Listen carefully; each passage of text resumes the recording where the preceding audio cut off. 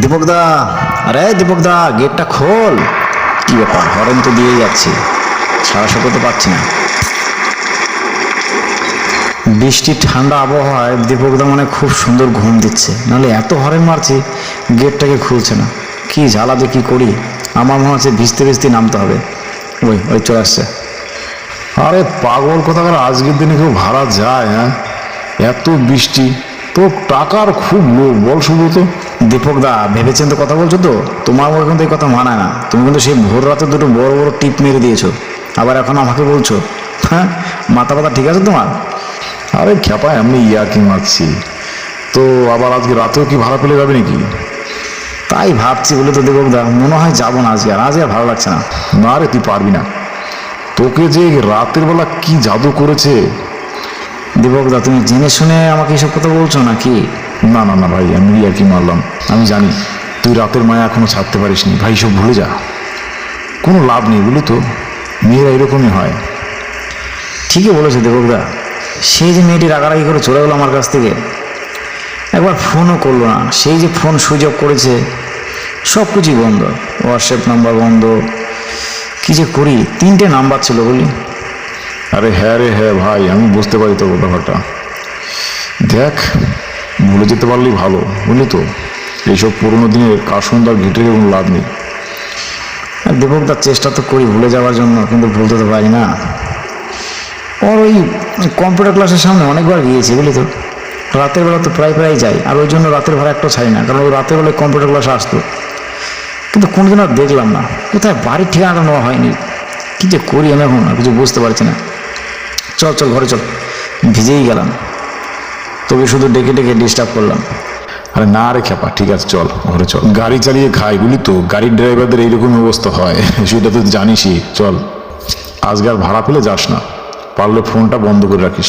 না রে, বন্ধ করি না, কারণ ফোন বন্ধ করি না, যদিও ফোন করে রাত হলে বুঝলি তো, পূর্ণিমার কথা আমার খুব মনে পড়ে। কারণ সারাদিন কাজে শেষে না, পূর্ণিমা কিন্তু আমাকে ওই ফাঁকা পেয়ে রাতের বেলায় ফোন করতো। এখনও ভাবি যদি ফোন করে, হ্যাঁ আশা ছাড়তে পারি না বুঝলি তো দেবকদা। হ্যাঁ হ্যাঁ, দেখ ভাই কি হয়, আমি এখন কি বলবো বল তোকে। আমি তোর অবস্থাটা বুঝতে পারি, বুঝলি তো। যাক, তোর যত তাড়াতাড়ি ভুলে যাবি তত তাড়াতাড়ি ভালো। এমন হতে পারে পূর্ণিমা তোকে ছেড়ে হয়তো কোথাও অন্য জায়গায় সংসার পেতেছে, একটু ভুল বোঝাবুঝিতে যে মানে ছেড়ে চলে যেতে পারে, সে অন্য কেউ বিয়ে করতে পারে, বুঝলি তো ভাই। ওই জন্য বলি, সুব্রত সব ভুলে যা। হ্যাঁ হ্যাঁ দেবকদা, চেষ্টা করছি আর সামনে করব। চল ঘুমাই তো দেখি। বেশ, গুড নাইট। হ্যাঁ ভাই, গুড নাইট। সুব্রতকে বললাম ফোনটা সুযোগ করে ঘুমাতে যা। আবার ফোনটা বাজে। এই সুব্রত, এই সুব্রত, কি অবস্থা, যা বলেছি তাই। এত সুন্দর বৃষ্টিতে ঘুমটা দিচ্ছি, আবার এই ফোনটা বেজে উঠলো। এই সুব্রত ভাই, দেখ তো ফোনটা বাজে। আরে কে আবার এই রাতেরবেলা ফোন করলো? হ্যালো হ্যালো, হ্যাঁ কে বলছেন? আমি লালদিঘির মন্দিরের কাছে দাঁড়িয়ে রয়েছি, তুমি তাড়াতাড়ি এসে আমাকে এখান থেকে নিয়ে যাও, আমি বৃষ্টিতে আটকে গেছি। আরে বৃষ্টির মধ্যে আপনি এত রাতে ফোন করছেন, কে? আমার অত কথা বলার সময় নেই। হ্যাঁ হ্যালো হ্যালো, শুনুন শুনুন শুনুন। আরে কি হলো সুব্রত? আরে বলিস না দীপকদা, একটা মেয়ে ফোন করলো, বলছে নাকি এখনই তাড়াতাড়ি করে লাল দিঘিতে যেতে হবে। আর রাতও অনেক বাজে, ঘড়িটা দেখতে হবে কটা বাজে। এই 2টো বাজে তো, তুই এখন এত রাতে যাবি নাকি? আরে তাই তো ভাবছি, কিন্তু মেয়েটা কিরকম কাঁদো কাঁদো সুরে বলছে, মনে হয় কোনো বিপদে পড়েছে নাকি। আচ্ছা, মানে গলাটা অনেকটা পূর্ণিমার মতো মনে হলো। হ্যাঁ না, মানে এমনি বলছি মনে হলো, আমি বলছি না পূর্ণিমা ফোন করেছে। তোকে এখন রাতে কোনো মেয়ে ফোন করলো তোর পূর্ণিমাই মনে হবে, কারণ পূর্ণিমাই তোকে রাতে ডিস্টার্ব করতো না। তোকে আমি ভাড়াটা ক্যান্সেল করতে বলছি কেন, দেখেছিস কিরকম ঝড় উঠেছে। এখন যদি রাস্তায় বেরোস কি হবে বলা যায় না, আর বিদ্যুৎ চমকাচ্ছে কি দেখেছিস। এবার দেখ তুই কি করবি। আর না দীপকদা, মানে কি, মেয়েটির গলাটা শুনে আমার মনে হলো কোনো একটা বিপদের মধ্যে আছে, আমার যাওয়া উচিত। বুঝিস তো ড্রাইভারদের জীবন কিরকম হয়। হ্যাঁ হ্যাঁ, তুই যা। হ্যাঁ দীপকদা যাই। আর সাবধানে যাস, ঠিক আছে? আর সাবধান দাদা, সাবধানে কি করবো, কুল কিনারে তো আমার কেউ নেই। মা বাবা ছোটবেলায় মারা গেছে, আর এখন আমি একা গাই। হ্যাঁ আপন বলতে তুই আছিস, আর আগে ছিল পূর্ণিমা, সেও চলে গেছে। মরে পড়ে গেলে আমার একটু পুরি ফুরি দিস। রাতের বেলা তো ফ্যাট বকিস না তো, যা যা, 2 প্যাক মেরে শিগগির করে যা। দেখ কে দাঁড়িয়ে আছে এখানে আবার লাল দিঘিতে এত রাতের বেলা? আর ঝড় তো বেরিয়ে যাচ্ছে, সাবধানে যাস। দীপকদা ঠিকই বলেছিল, এত ঝড় আর এই যে বড় বড় গাছপালা যদি গাড়ির উপর পড়ে কি যে হবে বলা যায় না। কিন্তু লাল দিঘির কাছে আজ তো চলে আসলাম, নেইটি কোথায়, আর কারেন্টও নেই, আর যেভাবে বিদ্যুৎ চমকাচ্ছে ভয়ও লাগছে। হরেন মারি দেখি মেয়েটি কোথায় গেল। ওই তো মনে হচ্ছে মেয়েটা, না? হ্যাঁ, সামনে এগিয়ে যাই তো। এই যে আমার কথা শুনতে পাচ্ছেন? আপনি কি ফোন করেছিলেন? আর এত রাত আপনি কি করছেন এখানে? উঠে আসুন গাড়িতে। আরে কি, উঠে আসুন। মেয়েটি মুখটাও ঢাকা, কিছুই বুঝতে পারছি না কে এটি। বাবারে, এত রাতে অন্ধকারের মধ্যে। হ্যাঁ, উঠে আসুন। হ্যাঁ, ঢুকুন ভিতরে ঢুকুন। দেখছেন কি ঝড় এসছে? বাবারে, এখন যদি একটা গাছ পড়েন আমাদের গাড়ির উপর, আপনি আর আমি দুজনেই খালাস হয়ে যাবো। আপনাকে বলুন তো আপনি কে? আর এত রাতে আমাকে ফোন করেছেন, নাম্বারই বা পেলেন কোথা থেকে? না, নাম্বার আমি অনেকেই দিয়েছি। আর আপনি যাবেন কোথায়, মানে আপনাকে কোথায় নামিয়ে দেবো বলুন তো? বেশি কথা না বলে আগে জঙ্গলটুকু পার হন। আপনার গলাটা কিরকম চেনা মনে হচ্ছে, বুঝলেন তো? কিছু মনে করবেন না। কিন্তু আপনি এত রাত্রেবেলা এখানে কি করছেন বলুন তো আমাকে? জিজ্ঞাসা করছি, মনে কিছু করবেন না, ঠিক আছে? মানে একা এত রাত্রেবেলা একটা মেয়েকে দেখে না মানে একটু অন্যরকমই লাগছে। আপনার মতো একটা ভীতু লোকের সাথে আমার কথা বলতে ইচ্ছে হয় না, তবুও বলছি। আমি এই মন্দিরে এসেছিলাম একজনকে বিয়ে করতে, কিন্তু সে আপনার মতোই ভীতু।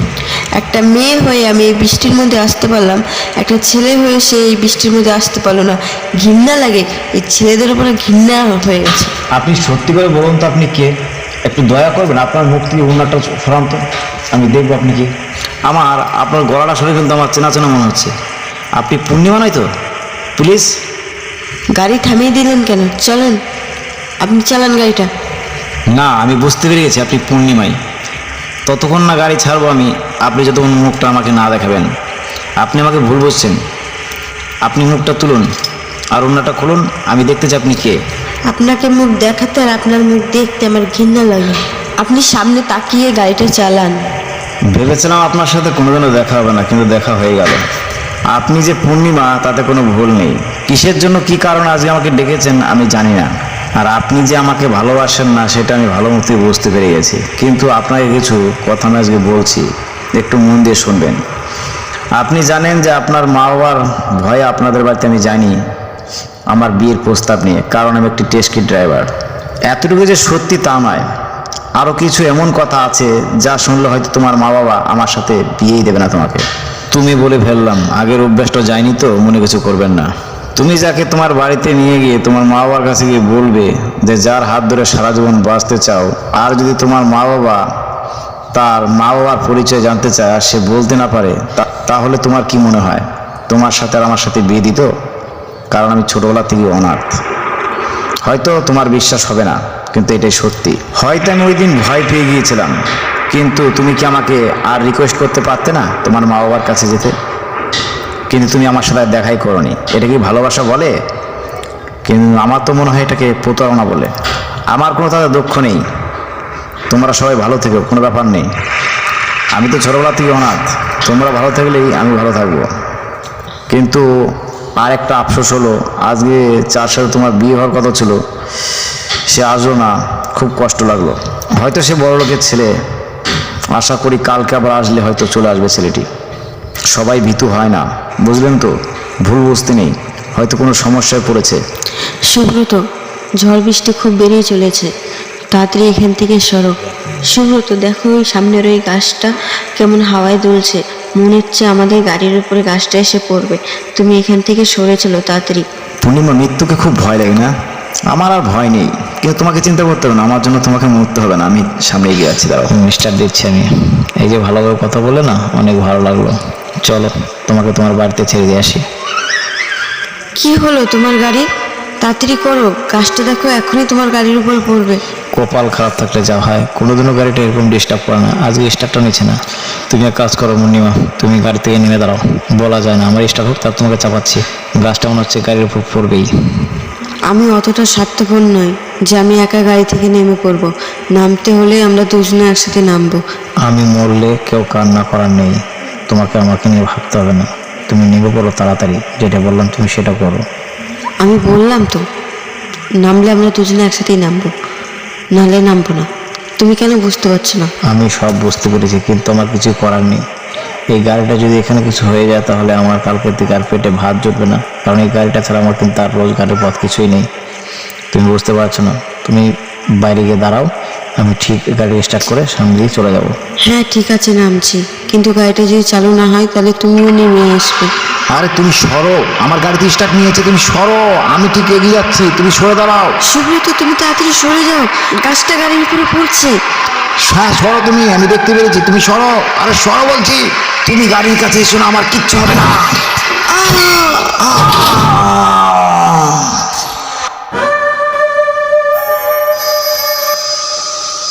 এ কি, এ তো সকাল হয়ে গেছে, কিন্তু কালকে রাতে এত বড় একটা গাছ পড়লো আমাদের গাড়ির উপর।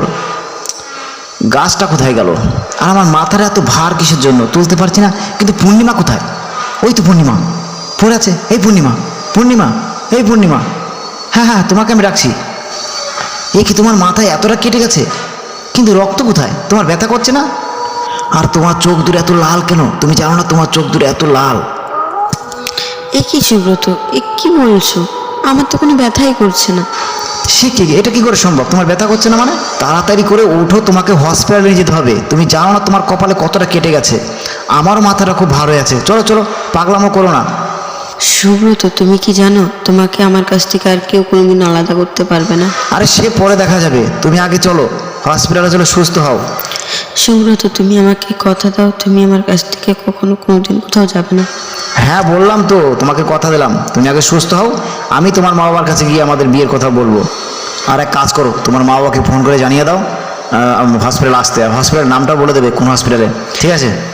তোমাকে চিন্তা করতে হবে না, তুমি হসপিটালে চলো, দেখবে আমার মা বাবা ওখানেই আছে। তোমার মা বাবা হসপিটাল আছে মানে? আমি কিছু বুঝতে পারছি না, তুমি তো অজ্ঞান হয়েছিলে, তুমি ফোন করলে কখন? চলো তো দেখি, তোমার কথা কিন্তু আমি কিছু বুঝতে পারছি না। আগে হসপিটালে চলো। পূর্ণিমা নামো, হসপিটালে চলে এসেছি। পূর্ণিমা তুমি গাড়ি থেকে নামো। তুমি বলেছিলে তোমার মা বাবা এসে কোথায়? ওই যে গেটের সামনে কত লোকজন দেখেছো, ওখানে যেয়ে দেখো আছে কিনা। ও বেশ বেশ, ঠিক আছে, তুমি এখানে দাঁড়াও, তুমি হাঁটতে পারবে না, আমি তোমার মা বাবাকে ডেকে নিয়ে আসি। হ্যাঁ, কিন্তু এইখানে পূর্ণিমার মা বাবার সামনে এত ভিড় কেন? আর পূর্ণিমার মা বাবা কান্নাই বা করছে কেন? এ কি, এটা কি করে সম্ভব? এটা পূর্ণিমার ডেড বডি, তাহলে ওটা কি? অবাক কাণ্ড তো। আর ওটা দীপকদা না? এই কি করছে দীপকদা, এখানে কি করছে? এই এই দীপকদা, এই দীপকদা, এই দীপকদা, দীপকদা। আজব তো, আমি কথা বলছি দীপকদার সাথে, দীপকদা সাড়া দিচ্ছে না, কি বয়রা হলো নাকি? এই দীপকদা, আরে দীপকদা যাস না, দাঁড়া দাঁড়া, এই দীপকদা। আজব তো, আমার কথায় কোনো উত্তর না দিয়ে চলে গেল, ইয়ার্কি মারছে নাকি? আর এটা পূর্ণিমার ডেড বডি, এটা কি করে সম্ভব? আমি কি স্বপ্ন দেখছি নাকি? পূর্ণিমার গাড়িতে, এই পূর্ণিমা। আর অবাক কাণ্ড তো, ওই দেখো, তোমার মা বাবা এখানে কান্না করছে, আর তোমার মা বাবার সামনে তোমার মতো একজন ডেড বডি ওখানে শোয়ানো আছে। এটা কি করে সম্ভব? আর ওর কপালও একটা বড় ক্ষত চিহ্ন। সুব্রত, তুমি কি কিছু বুঝতে পারছো না? ওটা আমারই ডেড বডি। মানে এইটা কি করে সম্ভব পূর্ণিমা? হ্যাঁ হ্যাঁ, আমি তো বিশ্বাস করতে পারছি না। আর আমার বন্ধুর সাথে আমি কথা বললাম, ডাকলাম দীপকদা বলে, কোনো সাড়াই দিল না। আমরা আর বেঁচে নেই সুব্রত, আমরা মারা গেছি। এদের ওপরে মায়া করে আর কোনো লাভ নেই সুব্রত, চলো আমরা অনেক দূরে চলে যাই। বলো কি, এটা কি সম্ভব? এটা করে যেন হয়? আমি এখনো বিশ্বাস করতে পারছি না। বিশ্বাস করো পূর্ণিমা। এটাই সত্যি, এটা আমাদেরকে মেনে নিতে হবে। তুমি চলো আমার সাথে। কিন্তু কোথায় যাব আমরা পূর্ণিমা এখন? তুমি আর আমি এখন তো স্বাধীন, এখন যেদিকে মন চাইবে আমরা সেদিকেই যাব। আমাদের কেউ আর কখনো দিন বাধা দিতে পারবে না। গল্পটি ভালো লাগলে একটি লাইক দেবেন, নতুন হলে সাবস্ক্রাইব করবেন। ধন্যবাদ।